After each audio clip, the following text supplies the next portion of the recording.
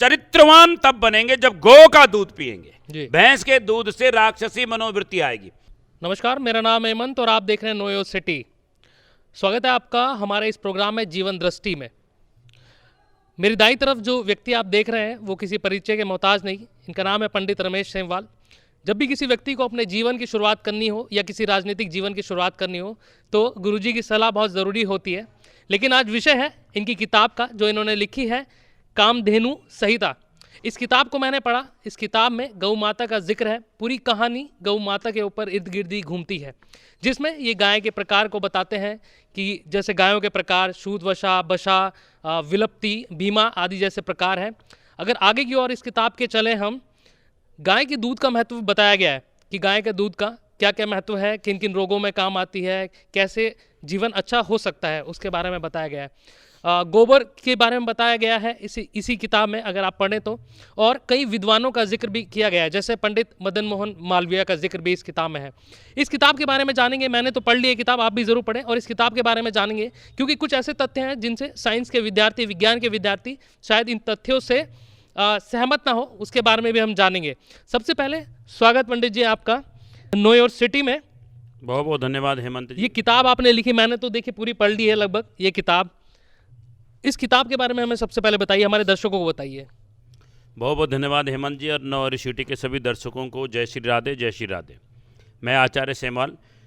बहुत अच्छा, मैंने ये 5वीं पुस्तक गौ माता पे लिखी है जी। और इससे पहले मैं 4 पुस्तकें लिख चुका हूँ गौ माता पे। ज्योतिष की टोटल पुस्तकें मैं 22 पुस्तकें लिख चुका हूँ अब तक, लेकिन गौ मेरा प्रिय विषय रहा है हमेशा से जी। और गौ के बारे में हमारा आदि पुरातन सनातन ये मानता है कि गौ भारत की माता है, गौ अन्नदाता है। गौ के गोबर से लेकर दूध में बहुत सारे कीटाणु तत्व, विटामिन, प्रोटीन, मिनरल सब हैं। लेकिन आधुनिक जो हमारी युवा पीढ़ी है ये वैज्ञानिक है, उस अनुसंधान से सहमत नहीं होते हैं। जी जी, बिल्कुल बिल्कुल। तो वो कहते हैं नहीं, हम इसको नहीं मानते हैं, ये पुरातन, हम तो वही मानेंगे जो साइंस होगा और जो बिल्कुल 2+2 की थ्योरी पे चलेगा, बिल्कुल उसको मानेंगे। लेकिन मैंने बहुत अध्ययन अनुसंधान किया, ढूंढा वेदों में, पुराणों में, और फिर मैंने ये पुस्तक तैयार की। मेरी इच्छा हो रही थी कि मैंने अब तक धार्मिक पुस्तकें जो लिखी हैं मैं वैज्ञानिक लिखूं, उस पर विज्ञान क्या कहता है। तो आपने पढ़ा है तो उसमें मैंने विज्ञान का बहुत एक मद्रास की घटना का इसमें जिक्र है। अगर हमारे दर्शकों को बता पाया तो अच्छा लगेगा। मद्रास की क्या एक और घटना आपको मैं बताता हूँ। मैं किसी यजमान के घर गया जी। उन्होंने कहा मेरी बेटी बहुत बीमार है जी, और इसके पेट में डॉक्टर ने बड़ा अचंभे वाला घटना बता दिया कि बस इसकी मृत्यु भी हो सकती है और ऑपरेशन तुरंत होना चाहिए, इमीडिएट फॉर यू। मैंने कहा नहीं, इस बिटिया के से एक काम कराओ। बोले क्या काम कराएं? मैंने कहा इस बिटिया से गौ माता को रोज खीर खिलाओ या कुछ मीठा खिलाओ, और दूसरा इस बिटिया को सुबह सुबह गौमूत्र छान करके कम से कम 40 दिन तक पिलाओ जी, और 11 दिन 12 दिन में इसको लाभ होगा। ये सच्ची घटना है जी।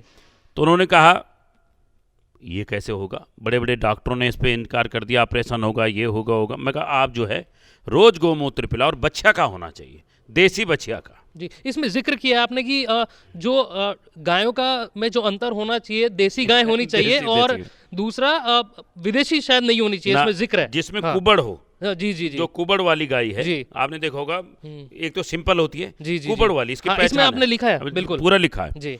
तो आप यकीन नहीं करेंगे, 20वें दिन लड़की खड़ी हो गई गौमूत्र पीने से और गौ के दूध से जी, बिल्कुल उस पर चमत्कार हो गया। अब मैंने बिटिया को कहा गुड़ खिलाते रहें, गाय की सेवा भी करते हैं, जिससे उसका मन उस गाय की ओर लगे, गौमूत्र से उसे परहेज न हो, गौ माता से जुड़ी रहे। बिल्कुल। तो रोज उसको ऐसा कराने से 20 दिन में वो लड़की खड़ी हो गई। तो क्या है, हमारा विज्ञान, जितना भी विज्ञान है, हम विज्ञान के सचेत होना चाहते हैं, उसके साथ चलना चाहते हैं, लेकिन वैज्ञानिकों को ये अनुसंधान करना चाहिए कि जो हमारा पुरातन है। अब आप देखो कोरोना काल में सब पुरातन चल रहा है जी, वर्तमान सब फेल हो गया। बिल्कुल। सिंगापुर से लेकर के इटली, फ्रांस, जर्मनी सब फेल हो गया, लेकिन हमारा भारत आज भी बचा हुआ है। और वो आयुर्वेद का प्रयोग करने से, आयुर्वेद में गौमूत्र, गौ का गोबर, गो दुग्ध, गो घृत, गो का दही, ये सब हमारे यहाँ तो ये भी कहा गया है कि, कहा नहीं गया, ये अनुसंधान है कि आप गाय की, देसी गाय की पीठ पे रोज हाथ फेरिए 40 दिन तक, 1 महीने तक लगातार, आपका ब्लड प्रेशर शून्य हो जाएगा, ठीक हो जाएगा ब्लड प्रेशर। उसके जो तरंगे हैं गौ माता देसी गाय के पास जाने से जो तरंगे परिवर्तित होती है, और जो सूर्य केतु नाड़ी गौ के सिर पे ही विराजमान है शरीर में, सूर्य केतु नाड़ी, जैसे सूर्य की किरण गौ से टकराती है और गो दुग्ध आपने देखा पीला हो जाता है जी, उसमें प्रोटीन बनने शुरू हो जाते हैं, बिल्कुल कार्बोहाइड्रेट बनना शुरू हो जाता है। तो अगर आप विटामिन प्रोटीन कार्बोहाइड्रेट वाला दूध पिएंगे तो आप चमत्कारी, पहले आपने देखोगा भगवान श्री राम ने कौन सा ये आधुनिक फैक्ट्रियों का कुछ सामान खाया गया, बिल्कुल श्री कृष्ण ने बिल्कुल कंस के मलयुद्ध में जब कंस ने चांडूर और उसको बुलाया तो भगवान कृष्ण ने एक मुक्के से उनको मार दिया। वो शक्ति भीम, पांडुपुत्र भीम की शक्ति गौ दुग्ध से। तो जो हम चमत्कार गौ माता का देखते हैं संसार में, मुझे लगता है वो कहीं नहीं है। अरे ये मैं सिर्फ धार्मिक एंगल से नहीं कहता हूँ, विज्ञान को मैं युवाओं को भी कहता हूँ, आप पुनः पुनः परीक्षण करें। विशिष्ट ज्ञानम इति विज्ञानम, जिस ज्ञान के अंदर कुछ विशिष्टता है, बिल्कुल भी उपसर्ग लगाया संस्कृत में, विशिष्ट ज्ञानम इति विज्ञानम। जी बिल्कुल, बहुत अच्छी बात कही, पुराणों से जोड़ा, महाभारत से जोड़ा, जो तथ्य थे उससे जोड़ के इन्होंने बताया पंडित जी ने। इसमें आगे लिखते हैं आप, वास्तु का दोष गौ से कैसे दूर हो सकता है, उसके बारे में बताइए हमें। क्योंकि मैंने पूरी किताब ये पढ़ी है तो मैं इसलिए तथ्यों पर बात करूंगा। हेमंत जी को बहुत बहुत धन्यवाद देता हूँ, पहली बार है, मैं कई इंटरव्यू दे चुका हूँ लेकिन हेमंत वाकई हेमंत है। और इन्होंने कल मुझसे पुस्तक सम्मेलन में मांगी थी और बहुत अच्छा इन्होंने एक एक घटना का जिक्र सत्य कर रहे हैं आप जी। वास्तु दोष इसलिए दूर हो जाता है कि गौ जहाँ रंभाती है यानी जोर से बोलती है जी, तो वो गौ माता का रंभाने से जो ध्वनि किरण प्रभावित होती है, हमारे यहाँ ध्वनि विज्ञान का भी बड़ा महत्व है ना, बिल्कुल। और जहाँ गौ की पुच्छ का झाड़ा लग जाता है, गौमूत्र जिस धरती पर हो जाता है, उसकी किरणों का, उसके रसायन का पूरा प्रभाव सकारात्मक पड़ता है। और विक्टोरिया से लेकर सारे जो कीटाणु हैं, विषाणु हैं, सब जहाँ गौ माता रहती है वहाँ से नष्ट हो जाते हैं।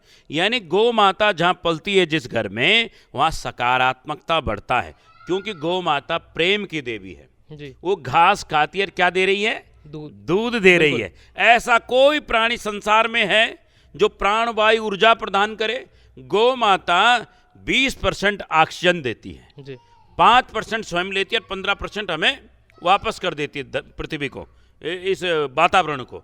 तो ऐसा कौन सा प्राणी है संसार में जो शायद इसको साइंस के विद्यार्थी शायद ना माने, ऐसा हो नहीं, मैं तो कहता हूं कि पुनः पुनः परीक्षण करिए आप जी। क्या करिए? साइंस के विद्यार्थी तो तुलसा पत्र को नहीं मान रहे, आजकल तुलसा पत्र लोगों को बचा रहा है जी, गिलो बचा रहा है। साइंस के विद्यार्थी गिलो को भी नहीं मानेंगे, साइंस के विद्यार्थी तुलसा पत्र को नहीं मानेंगे, पीपल को नहीं मानेंगे, पीपल पे ऑक्सीजन है। आज क्यों कह रहे हैं फिर सारे वैज्ञानिक कि आप पूरे धरती पे पेड़ लगाइए? क्यों कह रहे हैं? वैज्ञानिक कुछ ऐसा चमत्कार कर दे? नहीं लगा सकते, क्योंकि जो हमारा वातावरण कार्बन डाइऑक्साइड युक्त हो गया है वो किन चीजों से हुआ है? उसका तो उन्होंने तोषण कर दिया सारे धरातल का। आप सिर्फ परमाणु बम फोड़ेंगे, उस परमाणु बम का जो नकारात्मक प्रभाव, सकारात्मक ये है कि देश को बचाएगा, युद्ध में काम आएगा। जितने भी परीक्षण धरती पे हो रहे हैं, लेकिन कोई ऐसा परीक्षण तो नहीं हो रहा जिससे ऑक्सीजन बढ़ जाए, प्राणवायु ऊर्जा बढ़ जाए। बिल्कुल, इस बारे में भी अगर गंगा का जल ना हो तो वैज्ञानिकों ने कौन सा जल ऐसा बना दिया जिससे हमने बड़े बड़ी मशीनों घर में लगा रखी हैं। वैज्ञानिक ऐसा कौन सा परीक्षण करके ऐसा जल पिला रहे हैं आपको 20,000 की 30,000 की मशीन रखनी पड़ेगी जी। फिर उस पानी को शुद्ध करना पड़ेगा, फिर आप पिएंगे उसको। बिल्कुल, लेकिन हमारे यहाँ तो गंगा जल पीने से लोग आराम को हो जाते हैं। बिल्कुल बिल्कुल बिल्कुल बिल्कुल। हमारी पद्धति, अभी उत्तराखंड के लोग इस बारे में विश्वास करते हैं। इस आगे मैं पढ़ता हूँ इस किताब में, देखिए कन्यादान का बहुत बड़ा जिक्र था कि कन्यादान को महादान माना जाता था। लेकिन इस किताब को पढ़ के आपने लिखा है कि गौदान को महादानों में से एक माना जाता है। उसके बारे में हमारे दर्शकों को बताइए। क्योंकि गौ समुद्र मंथन से प्रकट हुई है, कामधेनु गाय, ये 5 ऋषियों को भेंट की गई। कामधेनु मतलब कामनाओं को पूर्ण करने वाली गाय। तो जब भी विवाह होता है तो उसमें गोदान का जिक्र किया जाए। तो कन्यादान और गोदान ये संसार में सर्वश्रेष्ठ दान है।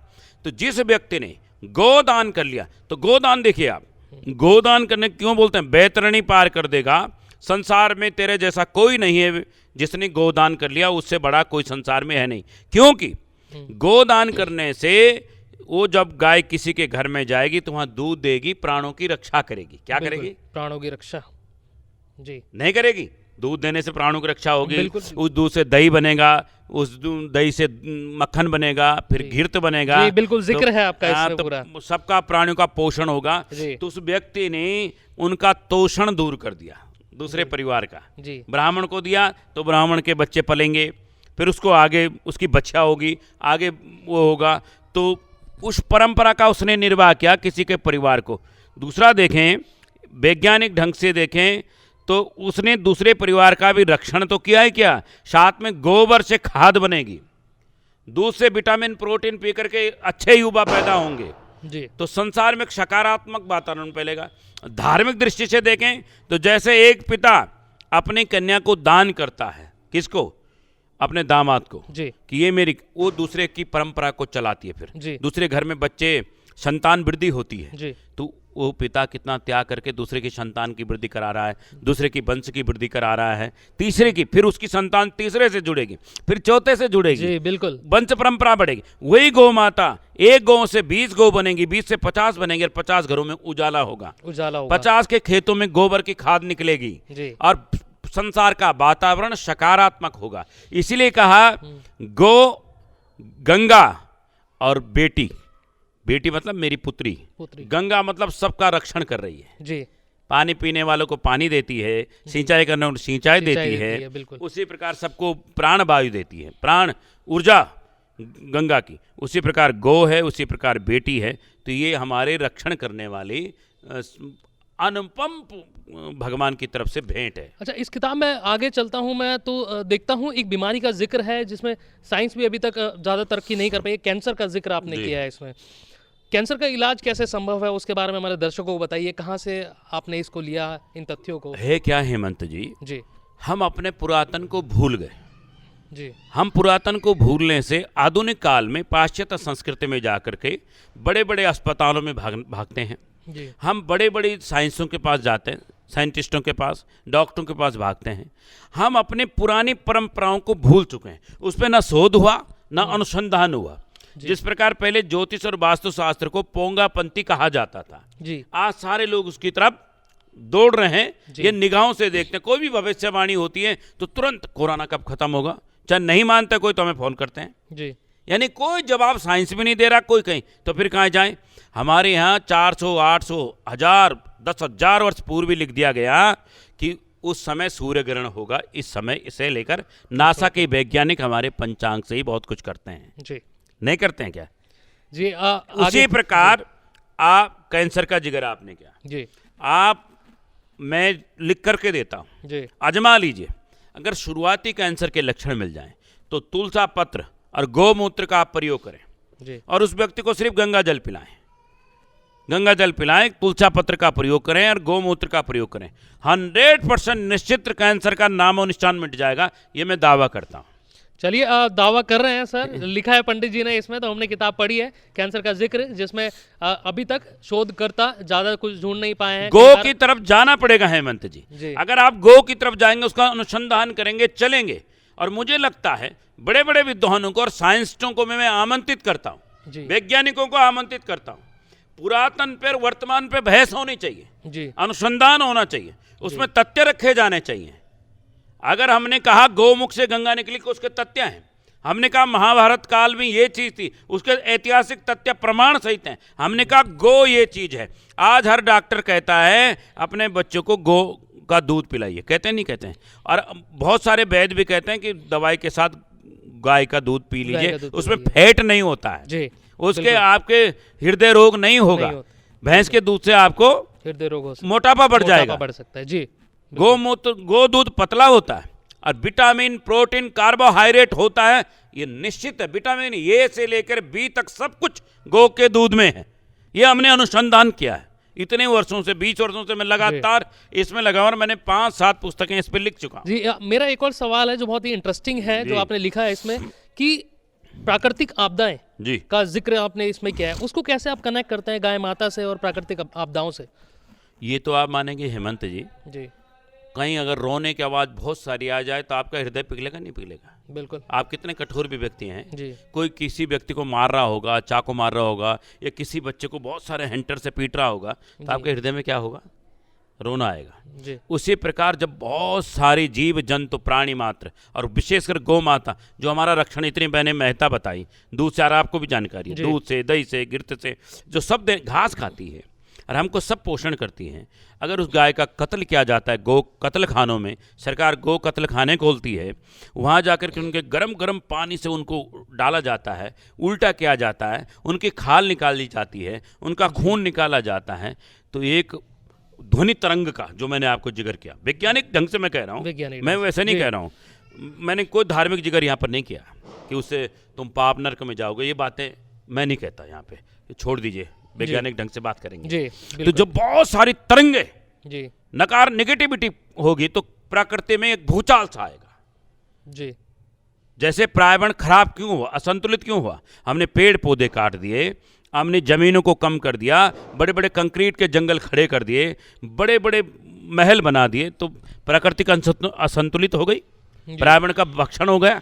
उसी प्रकार प्राणी, विशेषकर गौ माता का कत्ल किया जाएगा, कत्ल खानों में उसे काटा डाला जाएगा, उसका मांस भक्षण किया जाएगा, तो प्रकृतिक में जो ध्वनि तरंगे हैं वो नकार नेगेटिविटी फैलाएंगी और उससे भूकंप आएगा, धरती कंपायमान होगी।